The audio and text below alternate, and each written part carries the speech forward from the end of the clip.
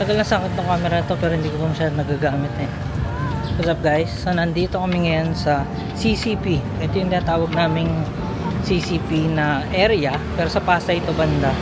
Ito yung pinag-walkingan namin, no? So pag may mga weekend kami ni Nard, kasama ko yan, tsaka si Ans, madalas dito nag-ano kami, nag-walking kami, kumbaga exercise yan din para gumana yung heart mo. So at least mga 2 hours naglalakad kami dito. Sobrang laki nito, siguro mga 10 hectares. So pwede mo ikutin, sa 10 hectares pwede mo ikutin. So mga Manileño, taga Manila, dito tumatambay yan. Wala kasi masyado ditong sita-sita eh, kasi sobrang laki ng lugar, no? Tapos tignan mo yung mga nandun, mga skater, dyan sila. Mayroon kayong sariling area, no? Dito nga pala yung Coconut Palace. Eto yan yung Coconut Palace, yan yung Office of the Vice President dati, pero parang ngayon hindi na siya ginamit. Dyan merong parang ano dyan, katubigan. Hindi na namin pinupunta kasi wala na eh, ano na sa amin yan, luma na sa amin yan. So dyan mga skater, mga biker na nagtitricks, dyan sila, dyan trip nila, dyan tambay nila. So yun, tingnan nyo gaano ka luwag ng lugar. Mga kasama ko mahilig din sa mga ganto-ganto, boring persons din sila. Ito yung exercise namin, iba-iba eh. Minsan nag-gym kami, minsan nagma-martial arts. O nga pala, nag-ano kami, nagpa-park kami dito sa area na to, no? So kakaiba kasi bawal yung ano, bawal yung walang padlock yung motor mo, na kailangan daw may padlock sa gulong. So feeling ko may nangyari na dito na something na naging ano sila, liable sila, na nawalan ng gulong, parang ganon. Pero ang weird kasi i-implement mo na kailangan talaga meron.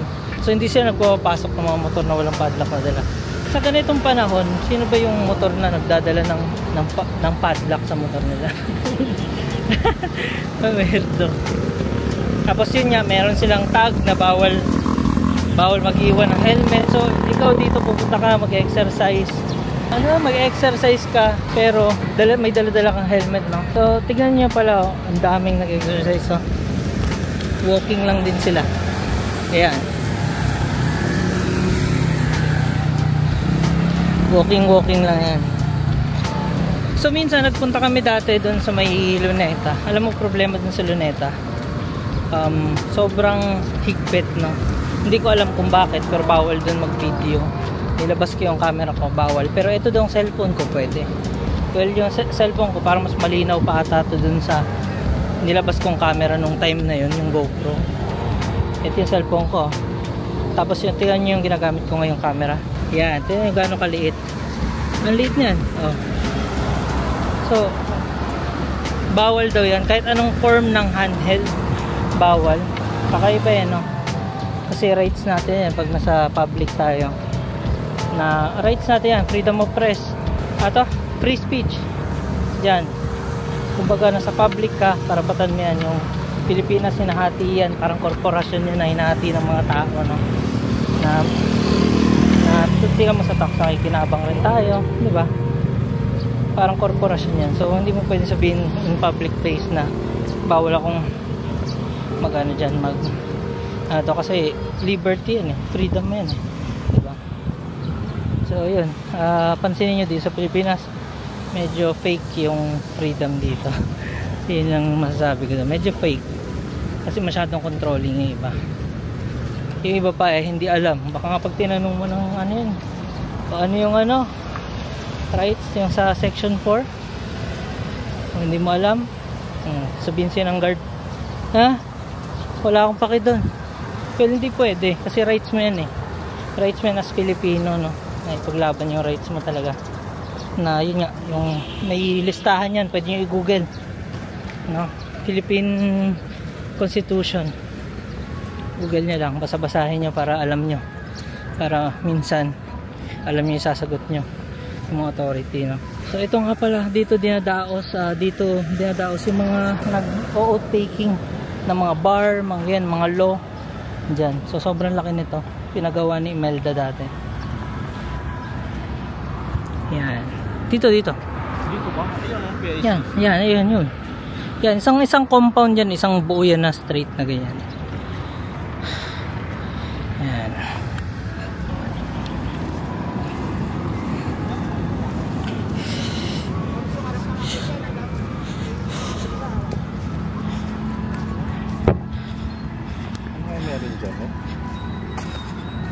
Ayan yung CCP ata tawag dyan, Cultural Center of the Philippines.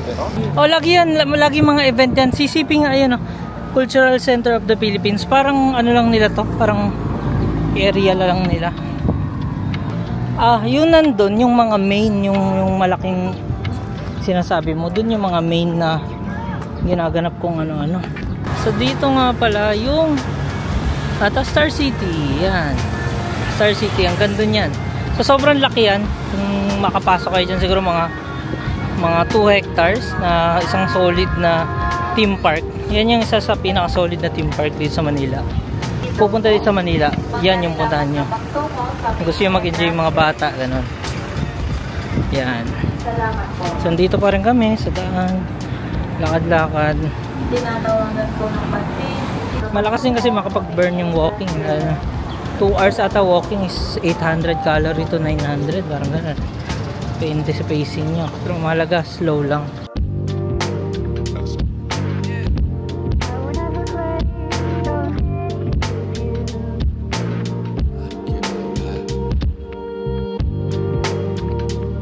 So yan yung dating pinapasok namin ni na Ans na tangke. Ayan, ginamit yan sa ano to, yung pagpapababa kay Marcos sa People Power. Ayan, pinapasok namin dati yan kasi open yung taas yan eh. So napapasok namin yan, puro basura na yung loob. So nandito rin yung Manila Yacht Club Yacht siya na. So dito pa rin naglalakad. Eto, padiretso na to sa saan to? Papunta to sa Dolomite Beach. Doon sa may Quirino Grandstand. Pag dinerecho mo to, doon ang bagsak mo dito ay ang Luneta. Yun. Pag didiretsuhin mo pa saan? Intramuros. Laki ng daan na to. Sobrang haba. Andiyan yung mga buildings. Sobrang haba. Dire-diretso to. Siguro mga 3 kilometer ba? Kaya? Pero kasi yung tinakbo mo dito hanggang... Kaya mo takboy niyan? Hindi, tinakbo ko talaga. Dito hanggang pagtapak mo ng Quirino Grandstand. Okay. 2 kilometers. Layo, hindi ko kaya. Kahit po bada lang yung pace mo, basta tuloy-tuloy. Ayun yung tinatraining ko ngayon. Medyo maingay dito kasi andito yung mga kotse sa highway. Titignan nyo itong part na to. Ito kaklase ko to, naka-pink ka. Wait lang, batiin ko.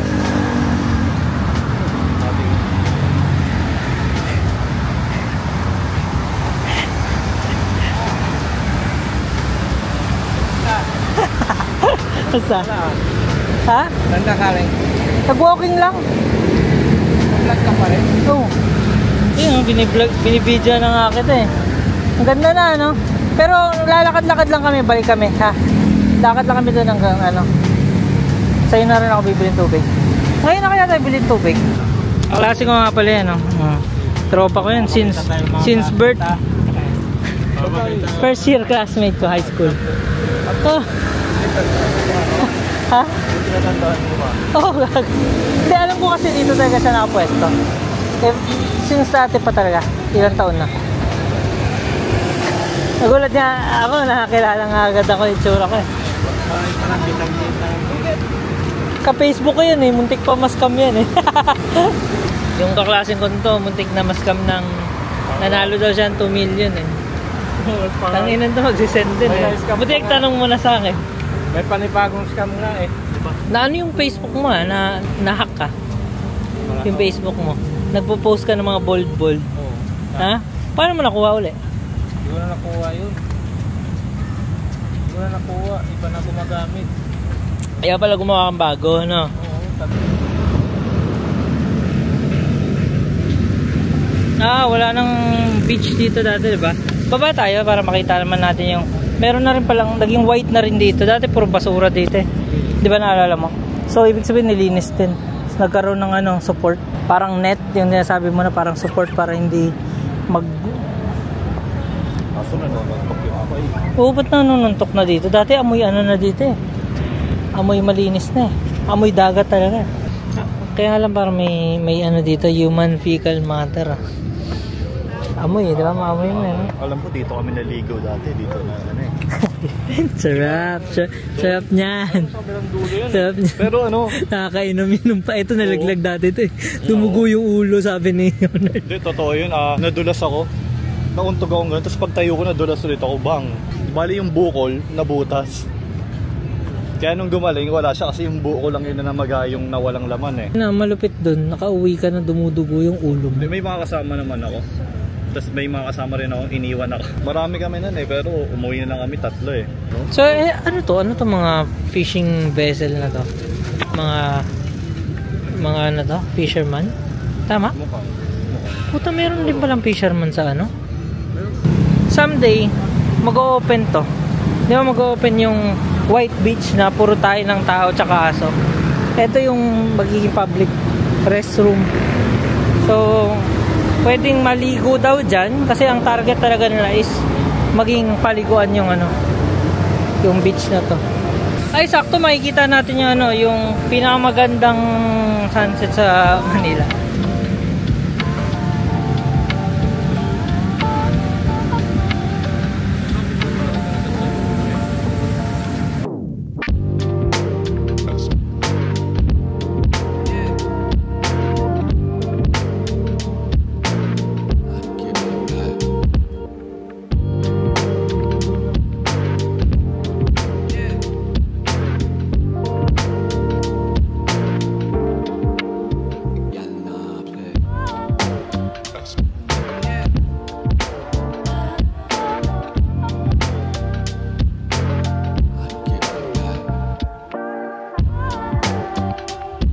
So guys, ito yung Dolomite Beach. Hanggang sa dulo yan. Paabot ng Pedro Hill. Astig nyo dito. Dito nagtitipon yung mga tao para makita yung sunset. Tama. Yung bato na yan yung Dolomite na dinurog. Ganyan yun yung bato na nakukuha sa mga bundok. Tapos yan. Fake to. Artificial to. Hindi to sand, bato to, bato. Kaya kung tinitignan mo yung dati yung picture ko na pinost, ba? Puro bato ng ay hindi ko pa pala na-post. Pero yung pinicture natin dito, bato siya. Nadurog.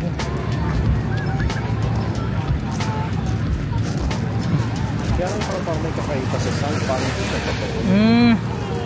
Kalong pala sand talaga siya? Hindi. Ay. Tapos sabi ko, malupit dyan, nag-swimming ako dyan, diba?